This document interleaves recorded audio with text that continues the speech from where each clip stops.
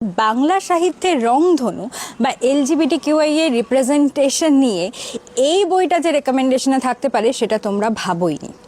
আমি কথা বলছি রবীন্দ্রনাথ ঠাকুরের গল্পগুচ্ছকে নিয়ে। হ্যাঁ, গল্পগুচ্ছের একটা গল্পকে আজকে আমি মেনশন করতে চাই। এটা গল্পগুচ্ছ পার্ট 1, বিশ্বভারতী প্রকাশনী থেকে নেওয়া। আজকের রেকমেন্ডেশনে থাকবে রবীন্দ্রনাথ ঠাকুরের লেখা গিন্নি নামের গল্পটা। ভাবো, আশু একটা ছোট্ট ছেলে, সে পাঠশালা যায়, সবার মতো পড়াশোনা করে। তথাকথিত পৌরুষের যে সংজ্ঞা তাতে সে একেবারেই ফিট করে না। সে অন্যদের থেকে নরম সরম, সে বোনের সাথে খেলনা বাটি খেলে, পুতুলের বিয়ে দেয়, আর তার এটাই অপরাধ।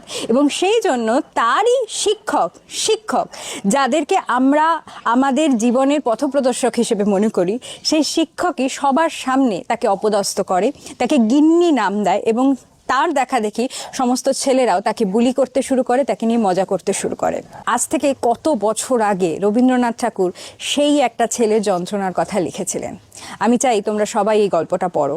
আর এই বইটার শেষ যে কয়েকটা লাইন আমাকে এতটা স্পর্শ করেছে যে সেটা আমি তোমাদের পড়ে শোনাতে চাই।